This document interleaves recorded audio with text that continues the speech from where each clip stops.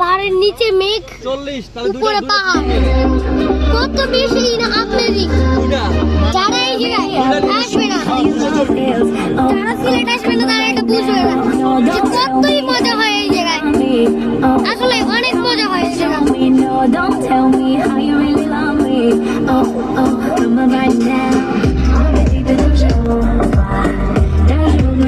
আসলে অসাধারণ সুন্দর।